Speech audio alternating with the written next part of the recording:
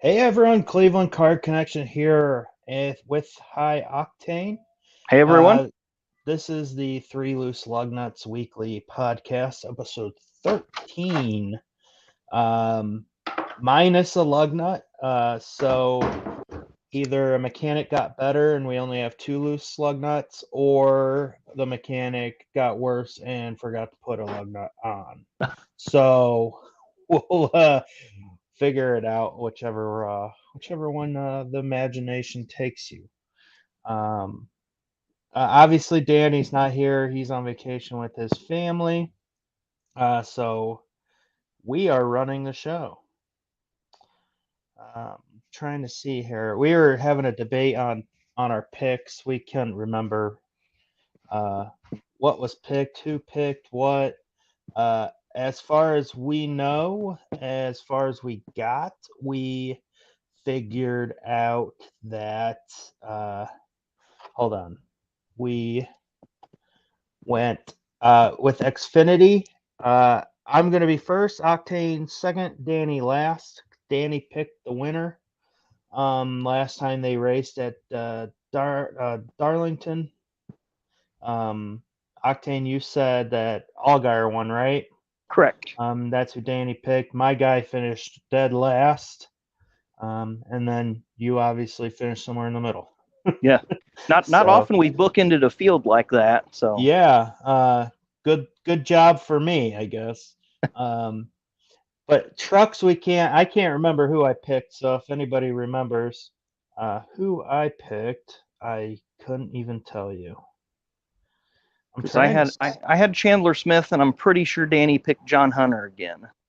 Okay, so I'm trying to see here. I'm trying to pull up the chat on my phone. But I guess we'll just get into it. What'd you think of the races? What'd you think of the trucks? I thought Kansas was somewhat of a boring race on both fronts. Um, but there was a couple exciting things that happened yesterday. Um, but I mean, the Zane Smith dominated again. He's just, I feel like a top tier driver. He's just literally waiting for his chance to move up. I agree. I think one of the big teams need to pick him up, whether it's Penske or Gibbs or Hendrick, and put him in an Xfinity car. I just hope he doesn't go to the 38 car next year in Front Row Motorsports because that car is kind of shown to be a dud. Yeah, and I don't think it would be the 38. It'd probably be the 34 if anything. Because Gilliland is in the 38. Mm-hmm. Um, so I don't know, we'll see. I'm hoping one of the bigger teams could swing that because he doesn't bring a lot of sponsorship. He does bring his biggest sponsors at MRC Construction, I think, or Mm-hmm. MCR. Mm-hmm. Um, I don't know how much money they bring to the table, but they followed him through his last couple rides. But I feel like he would have to get one of those rides where they don't have to worry about the sponsors. They already have them in place. Like a Um, Gibbs or a Hendrick or somebody where right. you know And because we know Ty Gibbs is going to slide into the first open Gibbs spot. right. And I mean, there could be, if you look at it, there's potentially three possible question marks with Mm-hmm. Gibbs right now. So who knows where Gibbs is going to be in 3 to 5 years? Honestly, that team won't even look the same. So we'll have to see where they go. Well, But I if you also, look at if you look at Hendrick, not to interrupt, but if you look at Hendrick Motorsports right now and you look at it from 2017, look how different it is in oh five yeah, years at Hendrick. yeah, and you see how 5 years ago they had the guys that started aging out, which Mm-hmm. is kind of how I feel like. I mean, those guys they've been in Cup forever, but they're still Mm-hmm. not like old. Mm-hmm. But they've got their own things going on, so who knows where that leads them. Plus, Like I feel like Denny Hamlin's just so frustrated right now that who knows, maybe he just will want to be an owner. Seems Well, like owning has been a lot easier than driving lately. yeah, he's had as many wins as an owner this year as he has that as the driver. But so I know we'll And get into last that year, more. hmm Yeah, so and even two, last year he had a win. yeah, So two one win, wins to yeah, 2-2 right now. Where he in 2020 had what, eight wins, yeah, 8 or because 9, yeah. Harvick had Harvick had 10 wins in 2020, correct? Yes, so Harvick. Well, I think Harvick had 10, but 9 point paying wins, Yeah, if I because recall. okay, Because because Larson had 10 wins last year. Harvick had 9 the year before. Okay, yes, that's where I was getting confused. But yeah, yep. Hamlin had like 7 or 8 wins in 2020, and he just fell off the map last year as well. I think he had maybe 2 wins, wasn't it? Like Darlington and the first 2 races of the playoffs, I think, or something like that, where he Oh come yeah, he back did. and Yeah, he did get hot there for a second. Um, but I also think Ty Majeski had a really good race too. I thought he might have been able to pull it off, but Zane Smith just outdrove the whole field. I don't think anybody was close. yeah, Zane did drive a really good race. I took a couple of notes here. Now I just got to read my writing. Zane did win the first, or he won the second stage. Corey Heim was a surprise winning the first stage. Yeah, But yeah, Zane led the most laps and just dominated. And he is the current, actually, he's third in points right now, which is real surprising. But I think John Hunter and Ben Rhodes, who are the top 2 in points, have just got a lot more stage points this year than what Zane has. yeah. But Ty Majeski, he's been I'm one of those looking. drivers that's kind of been under the radar, in my opinion. Yeah, He had that deal with Roush. If you remember about 4 or 5 years ago when Briscoe, Cindric, and Majeski split the 60 car for the season, yes, and he just kind of kept crashing out of everything. But now he's yeah. got a ride that's his. He's got a crew chief that's his. Now he's showing what he can do. And they keep announcing new sponsors for that 66. So he's still bringing on a lot of sponsors throughout the year. Um, but I'm looking at the points right now. He's fifth in points. So Oh, Majeski is? yeah, Yes, he is. So he's had a strong, strong season. yeah. Looking at what three top fives, 5 top 10s. Um, no stage wins. He's just been consistent. So I'm looking at Zane Smith. He's got 4 stage wins. John Hunter only has 3. I think that penalty Zane Smith had really hurt. Oh yeah, Um, I forgot about that penalty. That was where yeah, it was was that at Vegas, I think. yeah, because they ended up putting him all the way last or at the end of the Yeah, lead they lap field. Um, that didn't help. mm-mm. But I'm looking at his numbers. He's dominated everything. He's got 3 wins. He's got 4 top 5s, 7 top 10s, 0 DNFs, 201 laps led, 4 stage wins. He's actually ranked number 1 is the ranking, but Mm-hmm. he's points like just regular points. He's in third, but he's only 1 point away from John Hunter. So, Right. but Ben Rhodes is just being very consistent. Um, but I mean, we can finish off the standings on or the standings. So you got Ben Rhodes, John Hunter, Zane Smith, Chandler Smith's having a great year also. Ty Majeski, Stuart Friesen, he's 6th in points. He's been really consistent this year. Carson Hosefar is in Yep. 7th. 8th is Eckes. 9th is Grant Enfinger. And 10th is Matt Crafton, who got back into 10th after that penalty was rescinded. So that was Yes. really big for him. Yeah. And I mean, And Grant then, Enfinger is just. I feel bad for what happened to him at Thor, but I mean, you had Christian Eckes, and Mhm. then they switched to Toyota, and I think that was a Toyota deal. Could have been. So I'm just glad he got another ride. Somewhat competitive. I don't think GMS is where they were a couple years ago when they had Austin 5 trucks. Hill. Yeah, yeah, it was just crazy. You could tell they totally um, had that petty thing in the works for a while because even at the end of last year, they didn't announce any drivers or Mm-mm. anything. So um, who knows how long ago that was? But you got Tanner Gray right there on the cusp. Mhm. Um, he's obviously been the most consistent on DGR. Oh, by far. I mean, Deegan had an okay race. It was a quiet race, so sometimes a quiet race is a good race. Um, did she have anything notable happen? I can't remember. Only thing is, I think she got the free pass on the last caution. Yes, I noticed yes, that. yeah. So I don't know how she got a lap down, but I mean, she It was finished just a lo- 17th. just a long green flag run, and Yeah, if you lose a half a second a lap in 40 or 50 laps, you're a lap down. So yeah. Um, but I mean, nothing crazy. I mean, Matt DiBenedetto, um, 7th place. So I think the top 10 that are in points now are going to be your playoff 10.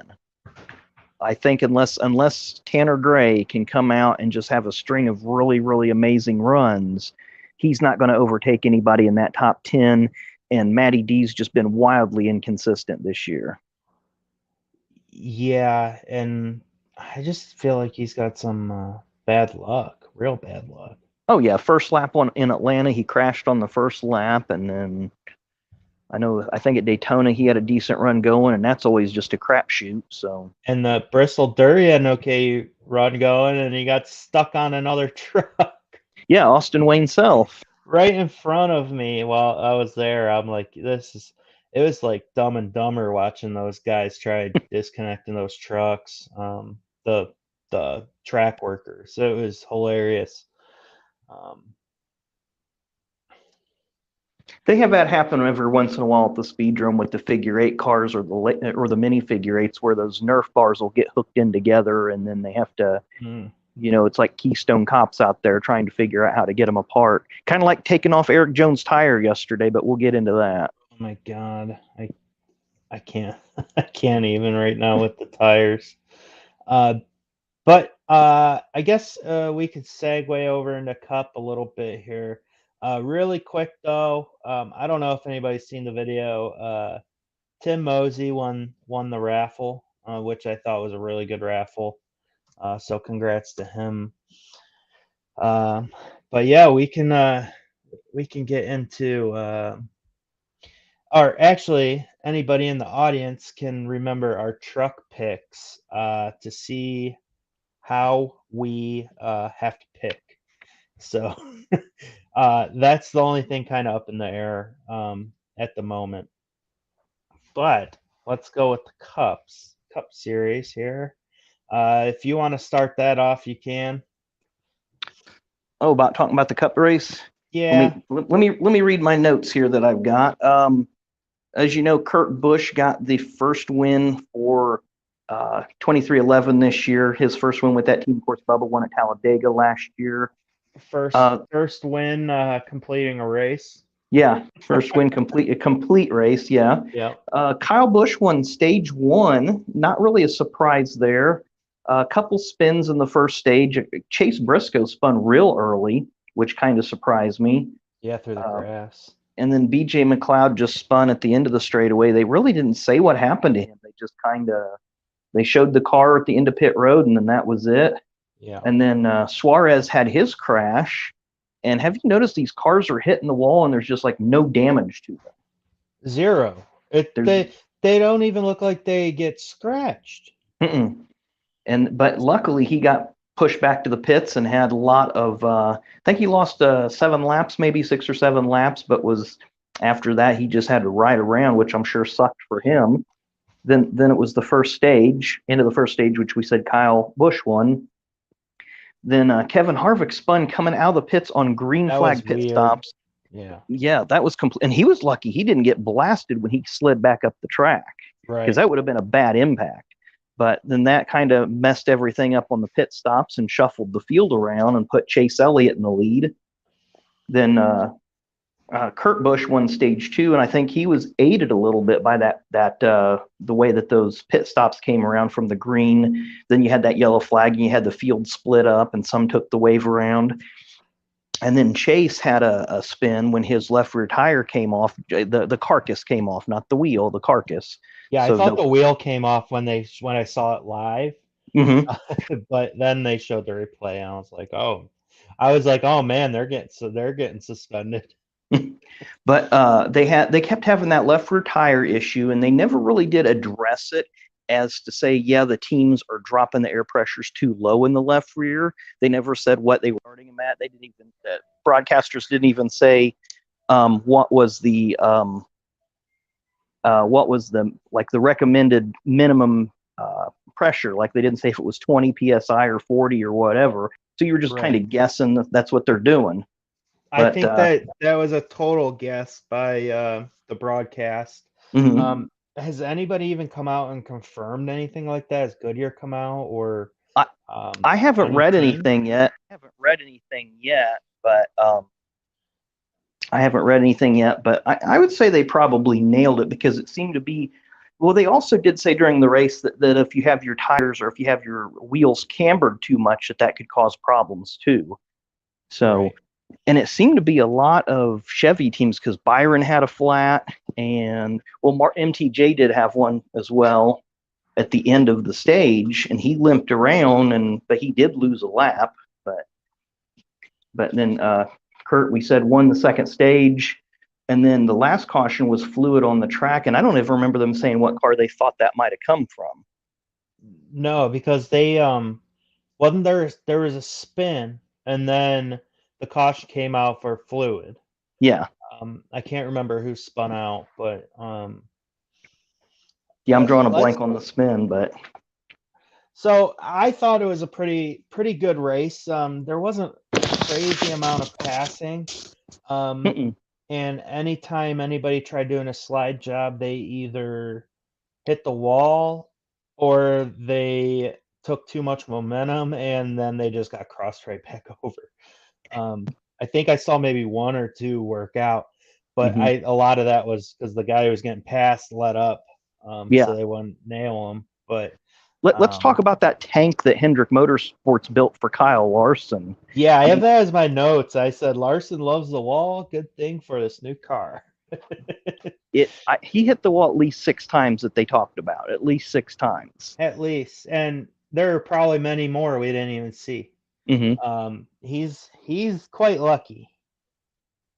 Now he's got I think his 2 most exciting second place finishes have come at the hands of the Busch brothers, because Kyle won that Chicagoland race, I think it was, where they had that last lap dust up where they kept hitting the wall and doing that's where the famous Dale Jr. slide job quote came from. And then this one he lost to Kurt Busch on a slide job. So his most 2 notable second place finishes for Kyle Larson have come at the hands of the Busch brothers, which I thought was kind of funny. Yeah, and then I liked Kurt Busch's thing when he was being interviewed. He's like, I finally beat both Kyles. But man, the Toyotas were friggin' dominant. They every single one of them finished top 10. And I'm very surprised. And no Fords in the top 10. I think the closest one, I think it was Almirola in 11th. And he spun, or no, it was Cindric in 11th. And then Ryan Blaney. But nobody, the Fords couldn't keep up. Clint Boyer, I believe it was either Clint or Jamie Mack during the broadcast that said, when you get to May, look for JGR to start stepping it up. And I think they have in the last couple of weeks. They've been a lot more competitive. Yeah. And they You had Kurt Busch win, Toyota, Kyle Busch third, Hamlin fourth, Christopher Bell fifth, Truex Jr. sixth, and then you had Bubba in 10th, which is that's crazy that 5 of them in the top 6. So, hey, watch that, bud. But yeah, and I don't like the Toyotas at all. I wish Kurt Busch didn't go to a Toyota because I've liked Kurt Busch my entire life. But it was nice seeing him win in a Toyota. He's won in like every manufacturer now, I believe. He's won with 5 different teams and 4 different manufacturers. Yes. Yeah. And I think that, I don't think he's done. I don't think he's done winning yet this year. The last several seasons, he's got one. Last several seasons, he's got 1 win, and I think that's pretty much all the team was good for was 1 win. Yeah. But I think this year he's got more depth. He's got more resources. Obviously, it's basically, we call it as it is, the JGR stepchild team, more or less. And I think he's got a couple more wins this year in him. Could you imagine if he like fell into like a Hendricks situation like 15 years ago? Yeah. I know he kind of did with Penske, and Penske was pretty dominant. And then he had his whole meltdown. His meltdown. Which women will do to you sometimes. Let's see. Well, I was going to ask you, what did you think about Jamie Mack in the booth? I thought Jamie reminded me a lot of having Gordon in the booth with Boyer. Yeah, it just kind of mellowed him out a little bit. Yeah, and I don't know. I've never really liked Jamie Mack, to be honest. I don't know. And I got like a bad taste in my mouth from him from Bristol. He was like, besides like Kurt Busch or anyone like that, he was like the only one that literally said, "Nope, sorry guys, not signing."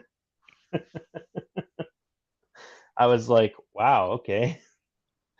Yeah, he did that years ago when he was driving for Ganassi. They used to have a thing downtown Indianapolis was called Dodge Dealers on the Circle, and it was one of those things you had to get wristbands for. Well, I did get off work early enough to get a wristband, but I realized, hey, if I just kind of hang out in this area, the drivers walk by it and they'll sign.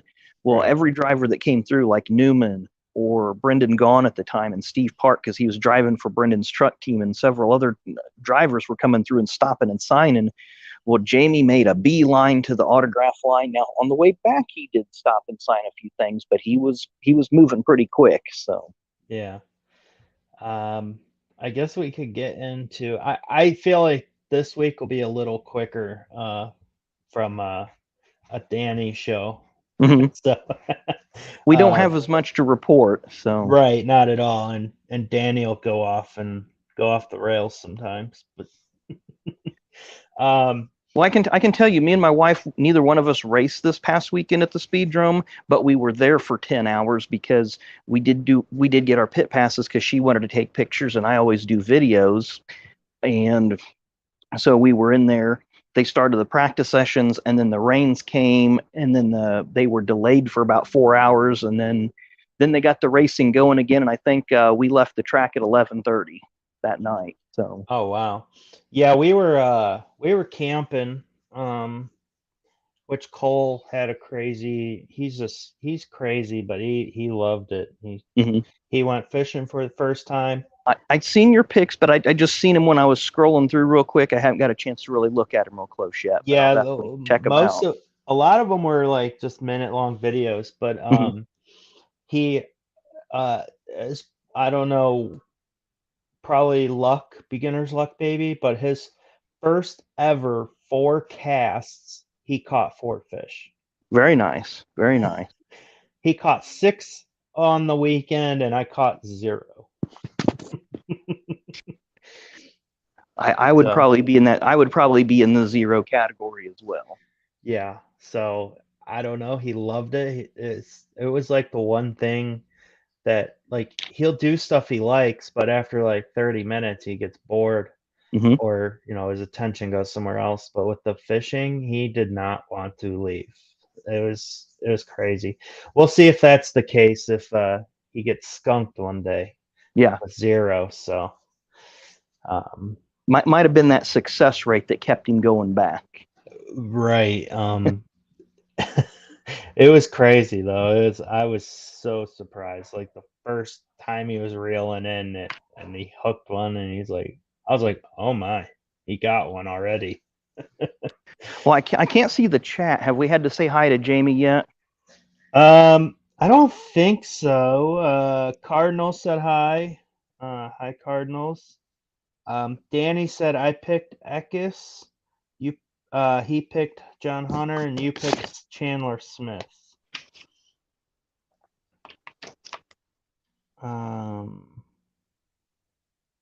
Y'all gonna have to go look at the finishes.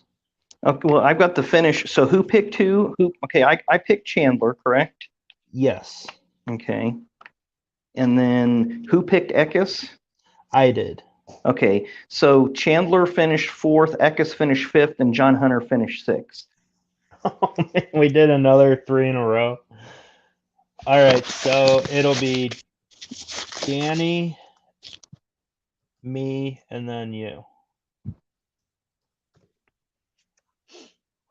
All right. Well, there we go. We got that. And Roger is talking about they ran their well dry and now they have to dig a new well. That's not good. Yeah, that sounds pretty dang expensive.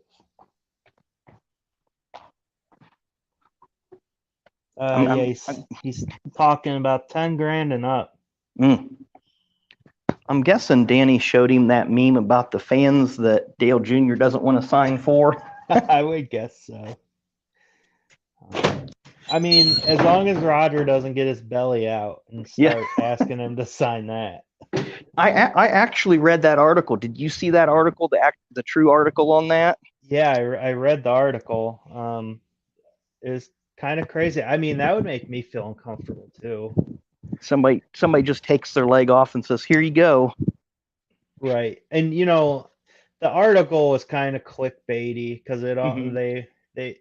they always make the title seem like, oh, these guys with 100 diecast show up every day, and like that's what I thought that that was gonna allude to. But right, and that was one of those sportscaster, I think, the sportscaster.net or whatever. So yeah, it's definitely clickbait because you have to scroll through.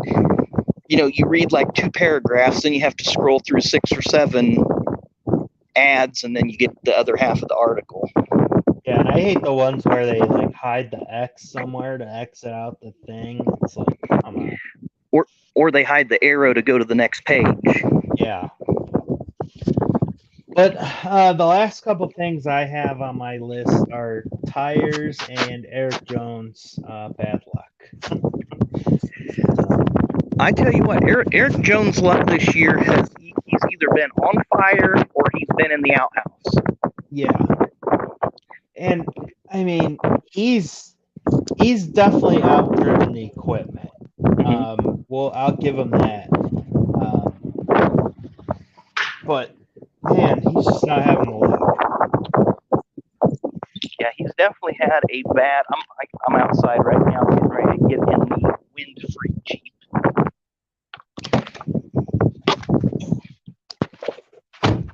There we go. But yeah, he's had a lot of bad luck this year, and it shows. I mean, he's what 20-something in points, I think, or maybe high teens. He's 17th. He's the first one out, it looks like right now. Well, right now the cutoff would be about 13th place because I don't think Kurt, Denny, or Austin Cindric are in the top 16. No, they are not. I see that now. Yep. No, Cindric is in the 16th spot now. Oh wow. That's what it's showing. So it's just Hamlin and Kurt Busch. This is gonna be crazy. Aren't there 12 different winners now, right? I think there's 11. 11. It's going to be interesting. Yeah, because the ones that haven't won that should win, obviously Truex, I think, will win. Blaney should win. Harvick should win, but last year kind of with that being shut out all season. Outside of that, those are the only three that I think that haven't won yet that should. I don't know if there's anybody outside of that list that you think that should already have a win yet or not. Let's see here. No, I wouldn't say no. I would say no. I would say maybe the only one that is possible on the outside of this list just because of his teammate would be Daniel Suarez. Mm-hmm. Well, throw in Tyler Reddick. Throw in Tyler Reddick because I think he will win somewhere. Yeah, he's 15th right now, but I believe he'll win, and I think Suarez will have a win. And then you might have one of these oddball down here, like a Bubba or McDowell on a super speedway. Stenhouse Jr. has been running strong the last couple weeks. He's been running in the top 10, top 8 with that equipment. Right. Then who knows with Ty Dillon? I mean, well, the last regular season race is at Daytona. Yeah. So that, you could have somebody like Michael McDowell or Corey LaJoie or somebody just throws in, a crazy finish. And then, of course, Brad Keselowski is still 30th in points. Nobody's looking because he just had such a bad year. So hang on. I've got a phone call coming in, so I'm going to mute this. Okay.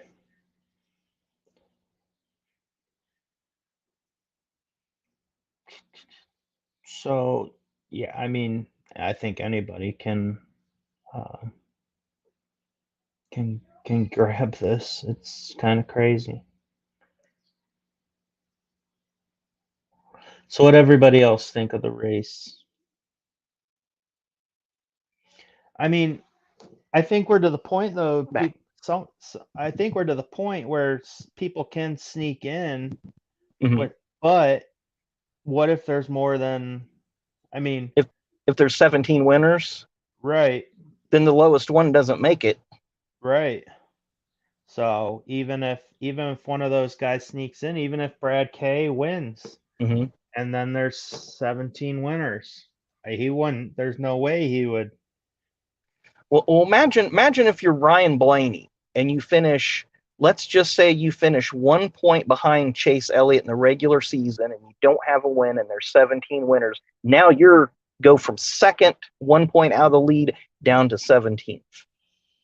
Yeah, and let's see the non-winners in the top 16 are Ryan Blaney, who's second right now, Truex Jr., who's 6th, Christopher Bell, who's 10th, Harvick 11th, Almirola 12th, Austin Dillon 13th, Tyler Reddick 15th. Those guys all don't have a win. I could see Bell getting a win because he's been remarkable at qualifying. I think he's got 3 poles this year. If he could just keep bad luck, he could win one of these races. Where at, I don't know, because he's strong everywhere. Yeah. I don't know. I mean, we're halfway through the season now, really. I mean, usually the All-Star race indicates that. So we're within a race or two, probably a halfway. You talking regular season halfway? Yes. Okay.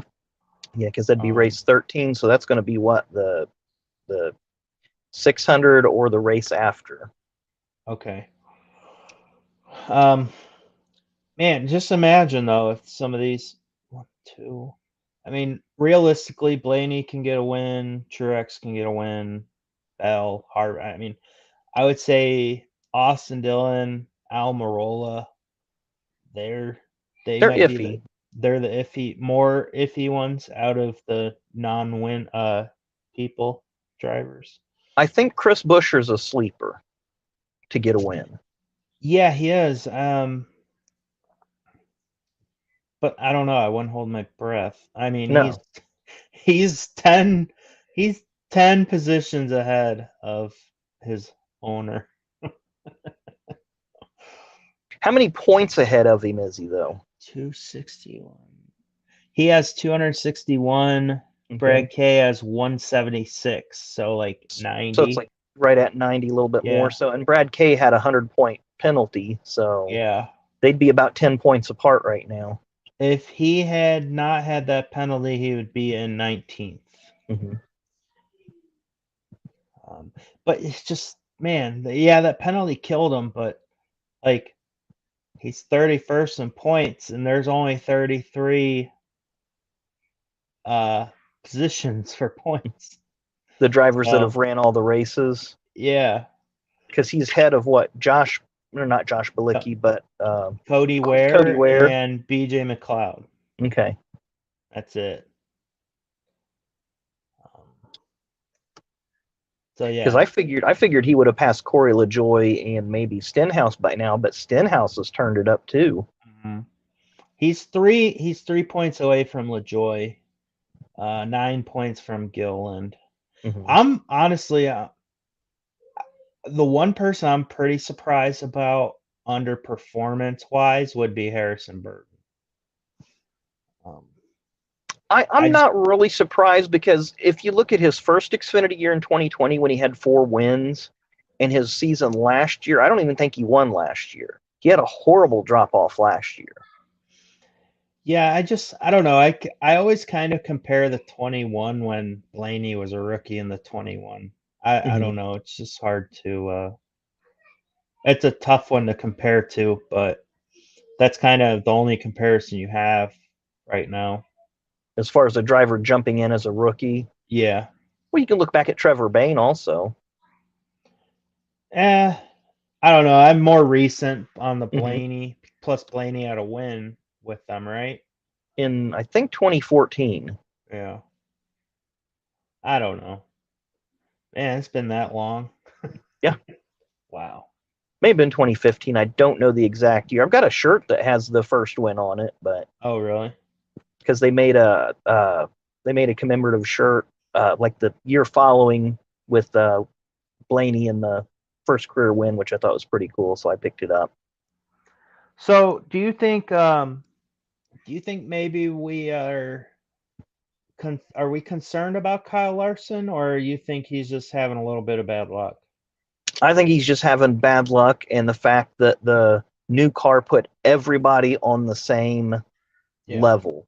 There was no notes to go off of, because when he went to Hendrick, you're jumping into a powerhouse team in 2020, and the 5 car wasn't a bad car, because the 5 car was the old 88 car, or no, because they moved the numbers around so much, I can't remember what team was what car.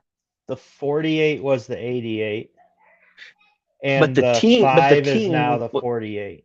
Right.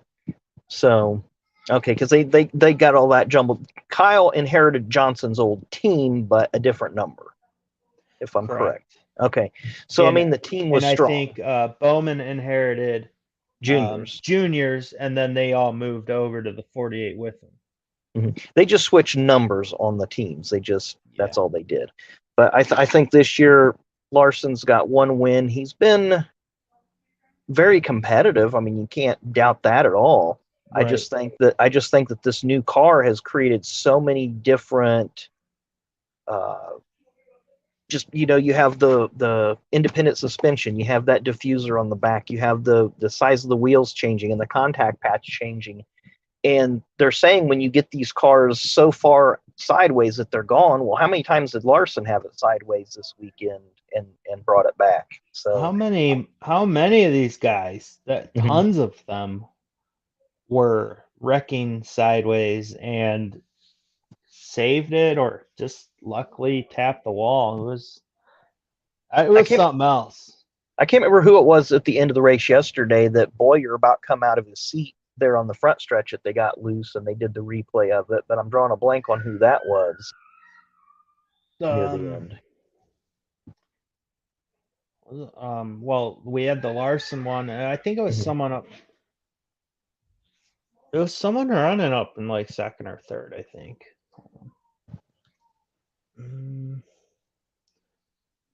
But I think I think all the teams are starting to get the handling bugs figured out on these cars, because you go back about 3 years, and most of the schedule was dominated by the 1.5 mile tracks.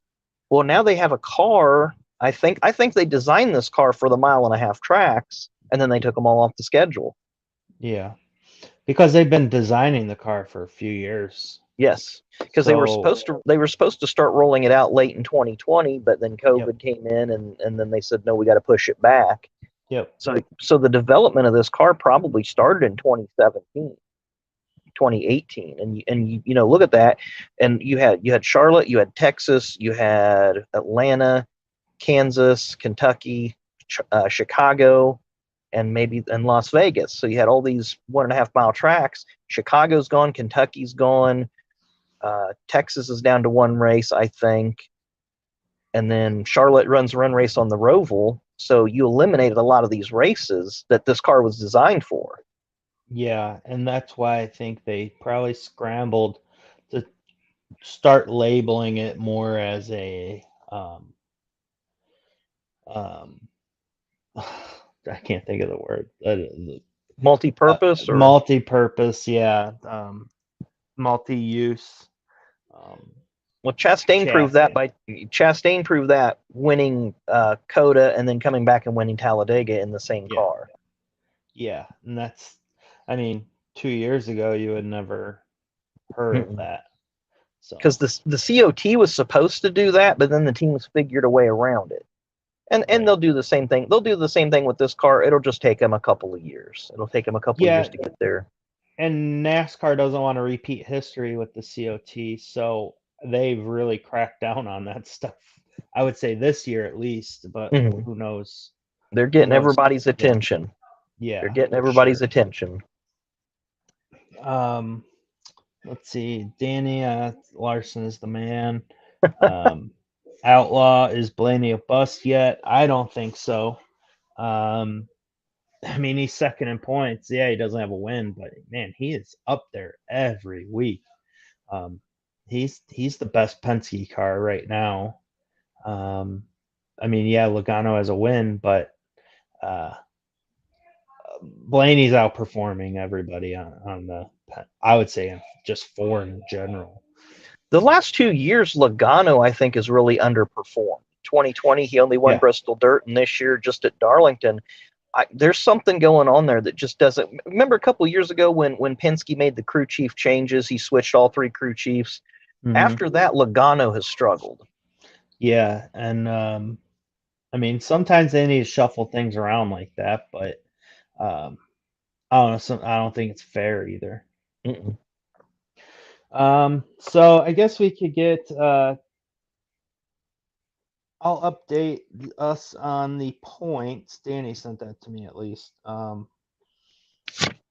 He said the points as of week 13. Danny has 81, and you and I are at 57. We're tied again. Yeah. So, that's that. What Danny bask in his glory.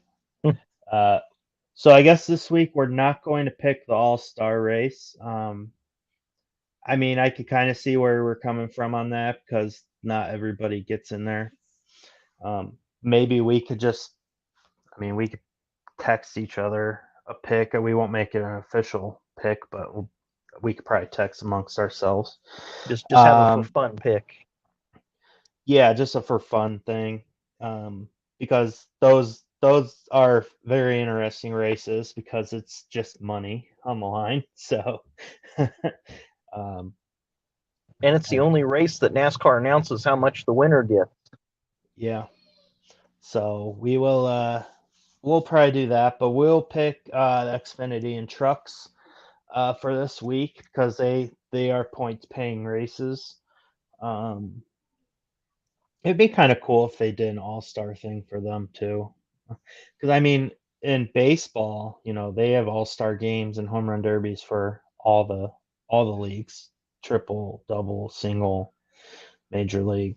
I don't know. I know that they had talked about it in like the late 90s when the popularity of the all-star race was really, really heightened. And there was rumors going around about maybe having a an all-star race for the then Busch series. Yeah. But that's all you heard was just a few rumors. Yeah, I don't know. I think it'd be interesting, but it probably costs them more money than it would be worth. And you think about it like this: NASCAR is so different than stick and ball sports in the fact that basically every race we run is an all-star race because they're all out there every week together at the same time. Whereas let's say with baseball, Right. you might have just two teams play each other this week, and they might not play each other again till the end of the season in the playoffs. And then the all-star game is just a fan vote of who gets to be in. Right. Which I like the all-star game, don't get me wrong, but it's a whole different dynamic. It's not taking the best teams and putting them together, it's the best players and putting them together. You know what they should do is get those SRX cars together and have 10 of the best drivers from Truck, Xfinity, and Cup all get Almost in like an SRX IROC car. series. Yeah, that would be fun. But all right, so picks we have trucks. Danny's first, I'm second, and Octane is third. So, Danny, pick away. Let us know in the chat. And this is for trucks. This is for trucks, you Yeah, said? this for I better trucks. gotta get my list out so I know who's in the truck series. Look at the points here. I looked at the entry list. It wasn't anyone No. crazy. I was gonna say, being the All-Star race weekend, probably won't be many people doing double duty.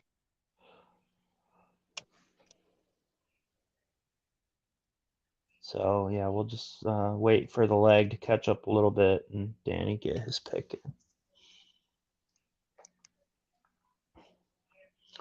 This is for the trucks.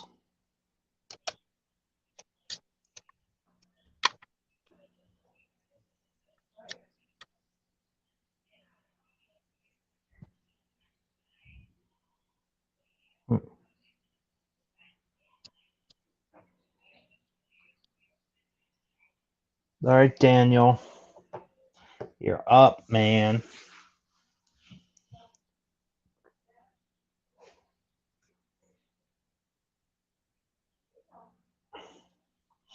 Danny's been on a big tangent with Daniel Dye. Yeah, I've seen that. That's been an interesting story as it's kind of come out here in the last couple of days and reduced from a felony to a misdemeanor, I think was the charges. And yeah, I don't know. I have a little bit of different opinion on it than Danny does.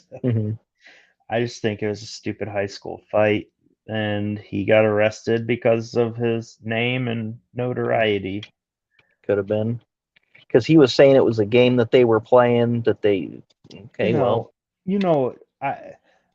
Growing up, we played the same game as the tap. Yeah. Tap game. You walk by him, get him. Hey, Danny, where you at, man? Waiting on you. Have to show you this. This is the show notes that I took. If you can interpret that, that's the Cup side. That's the truck side. Just on a little Post-it note. He said it a long time ago. I don't even remember what I did this morning, dude. I don't know. You're in charge of the paper.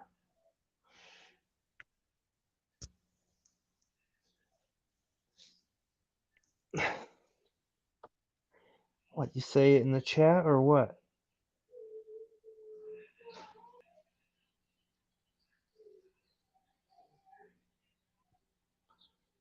I said end finger.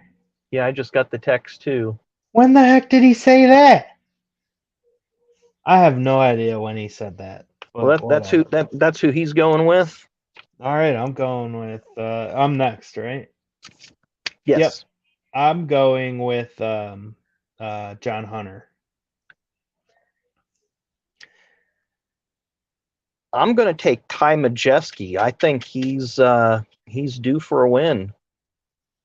And the second place finish, I think it's got him fired up.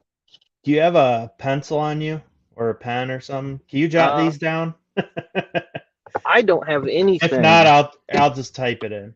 All right, Danny took Enfinger. I took John Hunter, and you took Octane. Took who the hell did you just take? Ty Majeski. See, I don't remember anything, man. All right, so there's those for the truck, and now we've got Xfinity is me, you, and then Danny. I don't even know why we pick anymore. I mean, he's gonna. So I'm going to take. I'm going to take the hot hand and go with Allgaier again, or see if he could get back to back. I'm going to take Ty Gibbs because I think he's overdue for a win, and it's a 1.5-mile track. So we'll go with Ty Gibbs. All right, and Danny, did you say it a long time ago?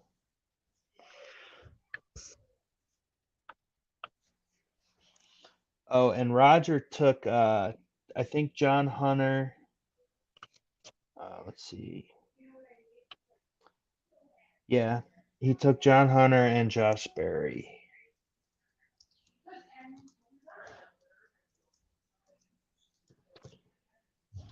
And Danny, if you said it a long time ago, I don't know what it was. So. And I can't see the chat, so. Do you remember him saying that? I don't. Unless he texts me.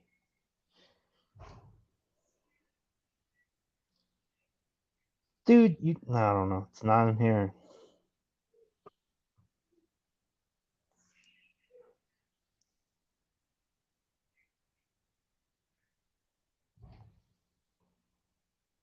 Gregson. All right. Well, there we go. There we have it. Anyone else have any picks before we wrap this up? Yeah, and I would say Outlaw's right about these guys running low air pressure. I don't know. I just think the sidewalls are too small for it. They're obviously causing a lot more damage than the bigger sidewall tires. If you look in racing, and anytime that there's a major change with tires, there's always a growing pain. Mm-hmm. And if you go back to 1989, when Goodyear debuted radials in NASCAR, there was a spell of tire failures just because they were getting used to it. Oh, and we didn't touch on Eric Jones. Oh yeah, That's the first time we've seen the lug nut fuse like that.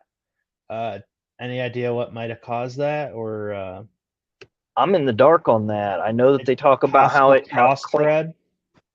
It's hard to say. They had to cut the wheel off. I remember them doing that so that they could get in there to get enough leverage on it to pop it off. And he was super competitive yesterday. Man, it was just, I thought he could have had a top 5 if he didn't easily have that. But I mean, other than that, I don't have anything else. If Danny was here, we would just probably be getting into Cup Series. Yeah. I don't know. I gotta give him a hard time. He knows. So, other than that, I have nothing else, guys. And I will. I got these picks written down, so I'll send it in the chat, and then we can pick a Cup one. And hope Danny's having a good time. Yeah, so it was their first day there, so hopefully they do have a good time and be safe. Watch out for the sharks. I don't know. Just it's what saltwater has in there. But Cleveland Card Connection, and High octane cards. we'll see y'all later. Peace.